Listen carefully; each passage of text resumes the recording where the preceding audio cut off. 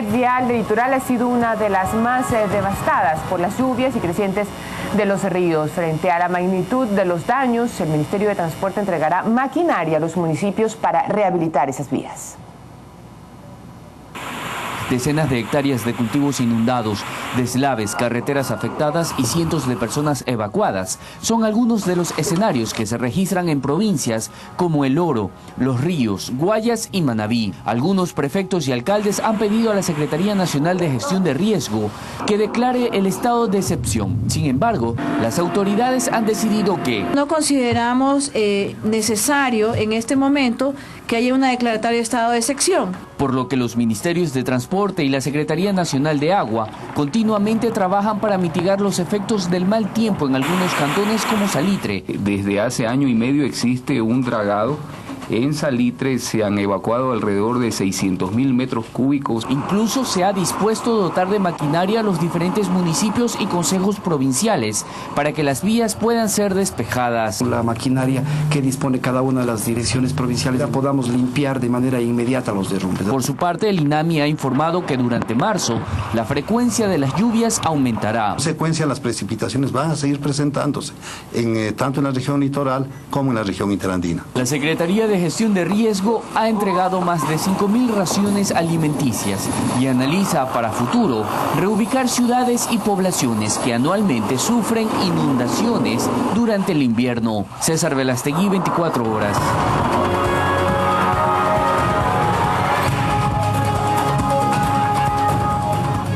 Manabí, Los Ríos, El Oro y Guayas son las provincias más afectadas. A continuación, un resumen. En Canoa, el recorrido por los ríos no solo es riesgoso, sino desgarrador. Sobre todo cuando se llega a las casas que prácticamente están aisladas por el agua. Las únicas que visitan a las familias son las serpientes, que buscan tierra firme. Pero eso no es lo peor. Lo peor es vivir con el susto al día, pues las casas, sean de caña o cemento, ya mismo ceden con la tierra que está, después de varios días de agua, agua y más agua, floja, a punto de convertirse en lodo. En Manabí, específicamente en Manta, las lluvias no paran, lo que ha causado el desbordamiento del río Burro. En la parroquia Tarqui, varias zonas cooperativas afectadas. La cooperativa 15 de septiembre es una de ellas. Mientras hacíamos el recorrido nos sorprendió un fuerte aguacero. Varios damnificados no saben qué hacer y sufren los estragos de este fuerte invierno. Da mucho miedo dormir pensando que la lluvia los va a arrasar con todo, estando dormidos. No tenemos cómo cobijarnos. Moradores de varios cantones del Guayas son los afectados. Por ejemplo, en San Borondón, en el recinto Zapal, su vía de acceso colapsó. Que nos arreglen más estos carreteros porque están totalmente a pique inundados. Este camión quedó así. Entraba para ver si de los sembríos de arroz se rescataba algo. Su conductor cree será su último viaje, pues no puede poner en riesgo su vehículo, que es su única herramienta de trabajo. Yo pensé que estaba viendo bien, pero como que me jaló la corriente del agua. Uno arriesga mucho para venir para acá. Estamos hundidos, se muere uno está enfermo.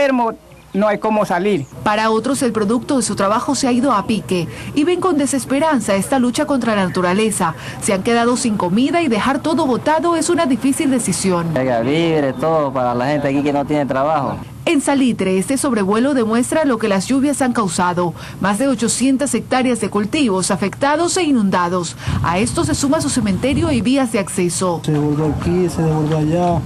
Tapando con saco por ahí, zapar un poco, pero todo lo que es demostración de arroz, todo se dio a pique. Diana León, 24 horas.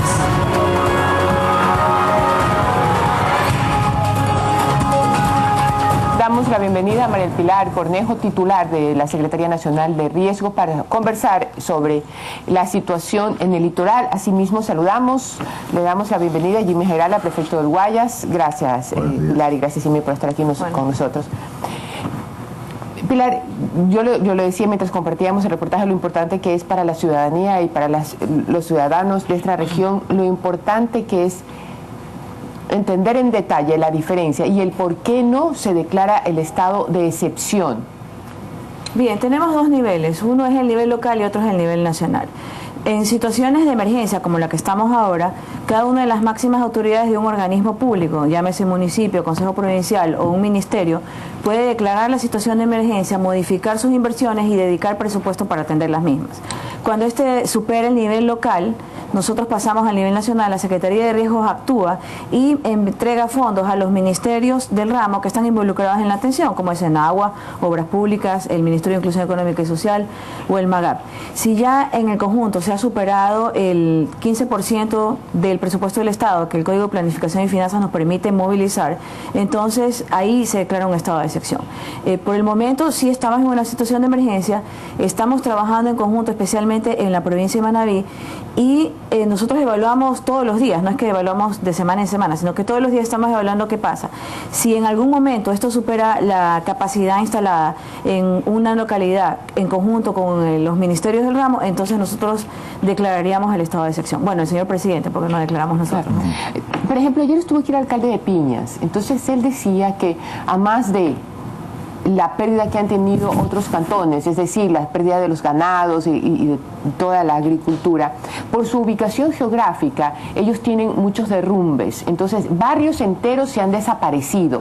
En este caso, y a efectos de recursos, el gobierno, ¿a través de qué institución ayudaría a este cantón para la rehabilitación de estos barrios? Bueno, buena la pregunta, porque justamente nosotros tenemos dos fases, ¿no? Una en la que estamos atendiendo la situación de emergencia hoy, y la siguiente, que es qué va a pasar en la recuperación. Después, lo que hablábamos ayer. Entonces, en el tema de la recuperación, nosotros trabajamos con el ministro coordinador de los sectores productivos, Santiago León, que al mismo tiempo es encargado del MAGAP, para ya establecer los programas antes de que terminen las lluvias, el momento en que bajan las aguas y que se puede trabajar, entonces vamos a la recuperación económica, porque la gente ha perdido sus medios de vida. En este momento están en albergues, están con familias acogientes, están alimentados a través de raciones, están atendidos, pero cuando paran las lluvias es la peor parte. Entonces, nosotros estamos preparando todos esos programas para que apenas se terminen las lluvias, empezamos la recuperación.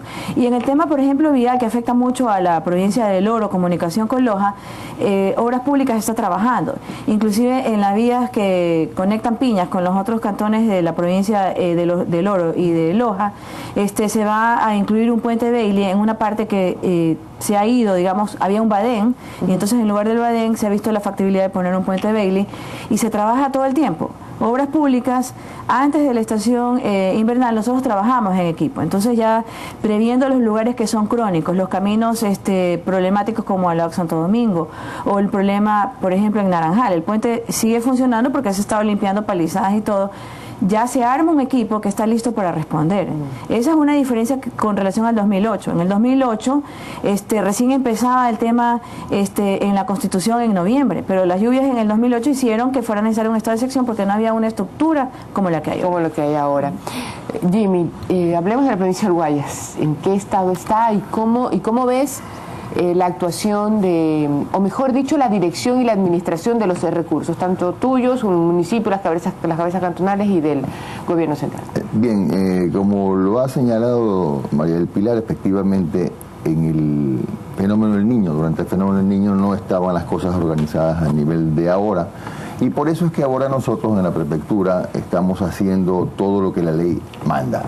Intentamos primero, por intermedio del COE provincial, a través de la presentación de la fundamentación de nuestro pedido, que sea declarada la emergencia en la provincia del Guayas, con el propósito de poder multiplicar el esfuerzo que se está haciendo. Al ser negada por el titular del COE, que es el señor gobernador, el siguiente paso se dio ayer, y el pleno del Consejo Provincial, conformado por alcaldes y presidentes de juntas parroquiales de todos los partidos políticos, redactamos un exhorto al presidente de la República para que en uso de sus facultades declare el estado de excepción, que no persigue otra cosa que no sea fundamentalmente la reposición de los recursos que estamos empleando hoy como prefectura para atender todos los frentes, porque tenemos 50 frentes. En el fondo no estamos pidiendo como provincia del Guayas, sitúenos 10 millones de dólares para atender la emergencia, no. Estamos utilizando estos recursos que eran para otras inversiones. Esos recursos, justificándolos, devuélvanlos en el transcurso del año. Eso es lo que en el fondo persigue esta declaratoria de estado de excepción, porque lo que va a ocurrir si esto no pasa con Guayas es que de hoy en más habrá que reformar el presupuesto, como también lo manda la ley, y suspender una serie de obras que estaban programadas en el presupuesto del 2012. De manera que es por esa razón que la prefectura ayer, el pleno del Consejo, se pronunció en ese sentido. Entonces significa que no se está pidiendo un estado de emergencia, porque María Pilar nos está diciendo que la emergencia ya está declarada, sino es el estado de excepción. Estamos, hablando de alertas, entonces un poco también para el conocimiento en detalle las diferencias de los colores de las alertas. Bueno, si me permite, amarilla, perdón. Es decir, menos todavía. Con alerta amarilla nosotros no tendríamos, en teoría, ningún acceso a que se nos restituyan recursos. Por eso pedimos el estado de excepción, de manera que en un momento determinado del año y la institución que sea asignada para tal o cual función nos devuelva, nos reembolse los dineros que estamos enfrentando. Porque si usted recibe el llamado del ciudadano que le dice que en el Triunfo se está inundando el cantón, no puede decirle, espere un momentito, déjeme reformar el PAC. Y como esto no está en el PAC, entonces no lo voy a poder atender. Tiene que inmediatamente atenderlo. María Pilar, ¿cuáles son los criterios de calificación para determinar en un área del país si el estado es amarillo o naranja? ¿Cuál es la diferencia entre los colores? Ya, la diferencia entre los colores depende de la amenaza. La amenaza es la que determina si es un tema de prevención, y hay que determinar si es que esa reacción frente a esa amenaza es de diferentes niveles. Entonces, un ejemplo que es más fácil de entender para la población es el del volcán Tungurahua. El volcán Tungurahua es un volcán en erupción, entonces siempre va a estar en alerta amarilla. En el momento que hay una explosión, pasa a la alerta naranja o a la alerta roja si es que ya hay una erupción constante. En el caso de las lluvias, nosotros tenemos la amenaza, que es el nivel de lluvias. Tenemos un pronóstico que indica que en ciertos días va a llover más en tal lugar. Entonces, como este pronóstico es sostenido en cuanto a que va a llover más, pero no en cuanto a la localización, entonces tenemos la alerta amarilla. Estamos trabajando en mejorar esos pronósticos y modelos de lluvias para poder ya determinar puntualmente y poder cambiar una alerta naranja. Sí, porque la realidad te está diciendo en este rato otra, porque la amenaza de lluvia, y este es un tema menos técnico, porque simplemente es de haber vivido aquí más de 40 años. Sabemos que amarillo debería ser de diciembre a abril siempre, porque hay una amenaza de lluvia, entre comillas, constante, pero esta vez cruzó el límite. Y eso no significa que bastaría cambiar el color, Jimmy. Bueno, yo tendría una explicación. No soy técnico, siempre lo digo. Yo tampoco, por eso digo con todo respeto para Pilar, no es una opinión técnica. El propio INAMI maneja las cifras que son las mismas que manejamos todas las instituciones públicas, y nos revela que el nivel de lluvias entre enero y febrero del año del 98, que fue el fenómeno El Niño, versus el 2012 en enero y febrero, ha sido prácticamente el mismo, con una diferencia.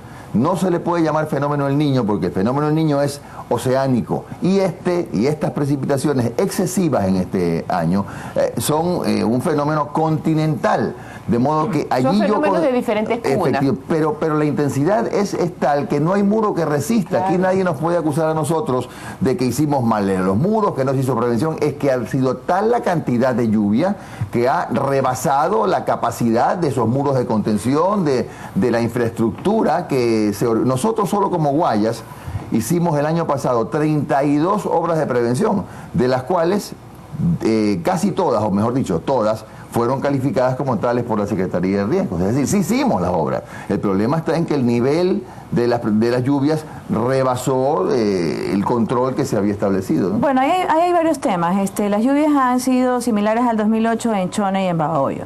En el resto están sobre lo normal, pero no han llegado a los niveles del 98 todavía, y están en la mitad entre lo normal y el 2008. ¿Qué es lo que pasa? Que nuestra población tiene memoria corta. Entonces, 2010 llovió normal hacia abajo, 2011 llovió normal hacia abajo, y ha cambiado un tema los asentamientos. ¿En qué sentido? Si uno camina por las vías rurales de Guayas, de los ríos, la gente ha hecho caminos que entran desde la carretera hasta sus casas sin ningún drenaje, se convierten en represas. Entonces, el momento en que llueve, se inunda o el que está más arriba y se rompe, y se inunda el que está más abajo. Entonces, tenemos una problemática también de concientización de la población. Ahora, en cuanto a los niveles de alerta, nosotros no podemos cambiar alerta naranja en este momento, porque ¿qué es lo que pasa? Es un pronóstico que tiene un 30% de error. Entonces, si yo digo alerta naranja en toda la provincia de Manabí, por ejemplo, Manta va a estar preocupada, como mandaron esos falsos mensajes el día viernes, por ejemplo. tormenta tropical en Ecuador. Entonces, tenemos que ir trabajando puntualmente. Las situaciones de emergencia lo que nos permiten es ir y actuar en lo local. Por ejemplo, en el caso de Chone, ha presentado una solicitud puntual de estaciones de bombeo para sacar al agua de la zona inundada a un canal que se está limpiando. Entonces, Enagua está encargada con el municipio de la limpieza del canal y nosotros estamos encargados del tema de las bombas. En el caso de Taura, por ejemplo, que ya bajó un poco el nivel del Bulubulo, podemos reconformar el muro que se fue para proteger a la población. También hay una zona en Cone, aquí en la provincia de Guayas, que se está revisando para poder actuar directamente, así como en la ciudad de Guayaquil y en otras ciudades. Lo que nosotros requerimos de los municipios y los consejos provinciales son solicitudes concretas de acciones en este momento para nosotros poder entrar y ejecutarlas a través de las diferentes carteras de Estado, porque obviamente el aparataje estatal en el tema de vías puede compensar o complementar el de los consejos provinciales. Y antes del invierno ya el señor presidente había instruido a Obras Públicas para que desarrolle un programa de apoyo a los caminos vecinales. Porque ustedes saben que las vías principales, la mayor parte del país está en excelentes condiciones y que son las vías secundarias, las rurales, aquellas que permiten al campesino sacar sus productos, las que están deterioradas. Y no es competencia nuestra, pero lo vamos a hacer. Estamos trabajando en ese programa. Lo que sí pedimos a la ciudadanía es que tome conciencia, tanto en las zonas urbanas como rurales, de que no debe contribuir a aumentar esa vulnerabilidad. Hemos bajado bastante. A nivel internacional, cuando hacen evaluaciones, no nosotros, sino vienen otros países a hacer evaluaciones, nosotros estamos en el nivel preventivo de Brasil, en el nivel preventivo de Estados Unidos, de Canadá, estamos mucho mejor que nuestros vecinos, justamente por esta estructura que se ha armado. Y lo que hay que tener en cuenta la ciudadanía es que vamos a atender a todos. Nosotros no hacemos encuestas, hacemos censos, o sea, casa por casa. Y otra cosa que yo quiero destacar es que se trabaja en equipo. Entonces, si el prefecto tiene una solicitud concreta para trabajar en un lugar, nosotros vamos y actuamos, no hay ningún problema.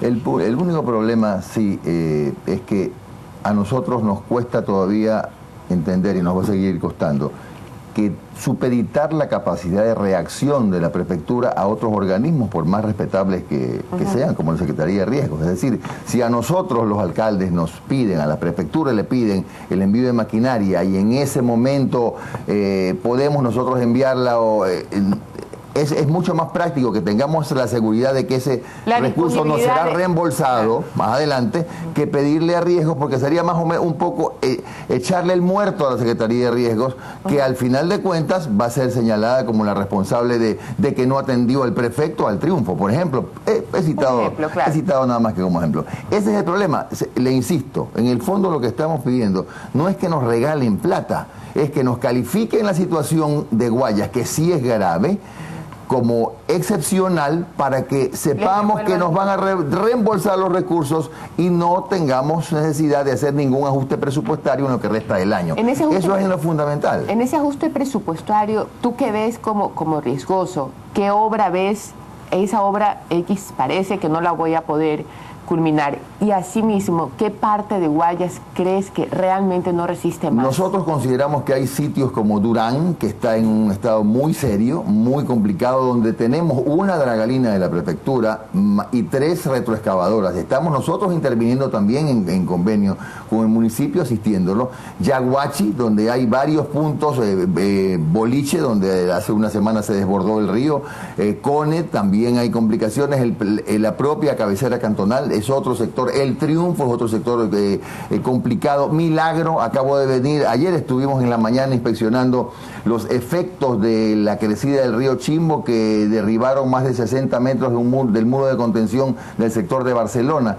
Es decir, en este momento, para ser exactos, tenemos 49 frentes de trabajo en diferentes cantones. Y estos, quizá Juján es otro problema serio, Salitre es un problema permanente, sí. Puede que se me escape alguno, pero... Estuvo con nosotros ayer el alcalde de Salitre y dijo que no solamente estaban arruinadas todos los sembríos, sino que la gente había perdido sus ganados y sus aves. O sea, como decía María Pilar, se acaba la lluvia y entonces, ¿qué pasa con esas familias? Sumo Daule, que está también en la zona baja. Yo considero, bueno, es que no solo yo, ayer fue el Pleno el que pidió el estado de excepción para poder recuperar en el camino esos recursos y no interrumpir la programación del Consejo Provincial. ¿Y cuál sería la obra más afectada en el caso que no te devuelvan los recursos? Bueno, eso tendríamos mire, el Consejo Provincial es como una pequeña asamblea. Somos 33 ciudadanos estamos allí, alcaldes, presidentes de juntas parroquiales, es la segunda asamblea del Ecuador, el Consejo Provincial del Guayas. Póngase usted de acuerdo, pues, a ver quién va a renunciar a una obra que es de progreso para su cantón. Claro, ¿quién va a decir, no, a mí no me la haga esa obra? Como usted invirtió en mi cantón para salvarme las cosechas de los agricultores, por favor, esta obra no la quiero. Claro. Nadie quiere eso. Es por ello que lo que queremos es que se reconozca el estado emergente del Guayas para que se reembolsen los recursos. Pero el Estado siempre tiene programas que también ayudan a los GATS, y estos programas están a través del BEDE. Es decir, que en una situación de este tipo, en que han utilizado sus recursos y hay una obra prioritaria de otro tipo para atender a la ciudadanía de otra manera, nosotros a través del BEDE disponemos de créditos y subsidios que ayudan a esto. En el caso, por ejemplo, de Salitre, lleva año y medio una draga del Estado.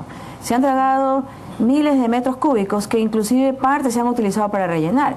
Lo que tenemos que tener conciencia también es de que en algún momento dado, si este es un problema recurrente, ¿cuál es el largo plazo? ¿Cuál es la solución de largo plazo? O sea, estar rellenando, estar dragando, no va a ser la solución de largo plazo. Probablemente tenemos que pensar en una relocalización o en un cambio en el sistema de vida en esa zona.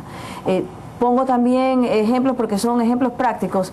En la zona de Tungurahua había un grupo, una población que se llama Ceballos, que siempre perdía todo por la ceniza del volcán, y se convirtieron en zapateros. Entonces hoy en día, erupción del volcán, y el único problema que tienen es de cubrirse con una bufanda o una máscara para evitar inhalar la ceniza y que les cause problemas, pero ya tienen otra actividad. Entonces es posible que tengamos que sentarnos en una mesa, zona por zona, para poder trabajar y decir, bueno, ¿cuál es el futuro que queremos para la siguiente generación? Si esta es una zona recurrente, crónica de inundaciones, ¿qué es lo que tenemos que hacer diferente? Las obras de prevención no son suficientes, no podemos enmurallar todos los ríos. Sí, pues, y otra cosa que comentabas es aquellos caminitos directos que la gente hacía hacia sus viviendas.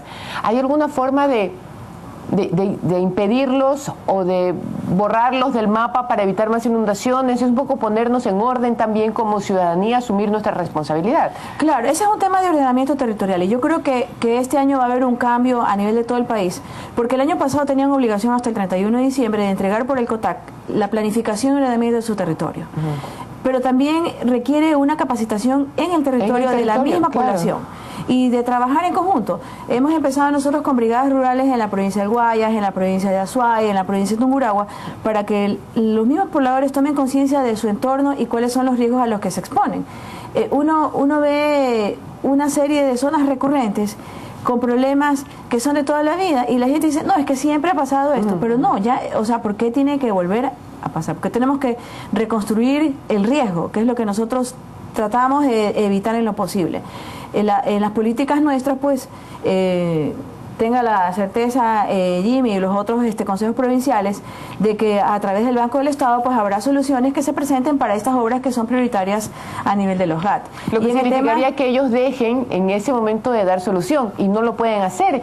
Y en eso un poco me pongo los zapatos de Jimmy, están todos los alcaldes, dice por favor, una maquinaria aquí, una maquinaria acá, te la doy y luego cómo reembolso, cómo lleno ese presupuesto. La capacidad de crédito. Fíjese que con el propio Gobierno Nacional a través del Ministerio de Obras Públicas o junto con el Ministerio tenemos un plan de inversión en vías que han sido siempre de segundo orden y que por el tráfico de hoy, por la utilidad que tienen hoy, se van a convertir en vías de primer orden. Tenemos un plan de $60 millones, 40 que pondrá el Ministerio de Obras Públicas y 20 que pondrá la prefectura. ¿Qué hago? No invierto los 20 que iba a invertir allí para cubrir lo que estoy invirtiendo en atender las inundaciones. Ese es el gran sino, ¿no? Entonces, claro, el Banco del Estado siempre ha estado muy atento a los pedidos de la Prefectura del Guayas, pero en este caso le insisto, a lo que vamos es a no alterarla, a tratar de no alterar la programación.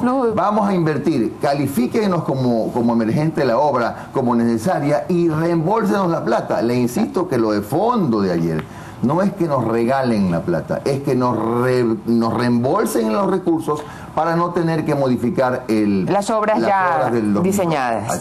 Muchísimas gracias a ambos, María Pilar, Jimmy, muchísima suerte en esta etapa invernal. Amigos, nos vamos a un corte, y volvemos. Quédense en Telemundo.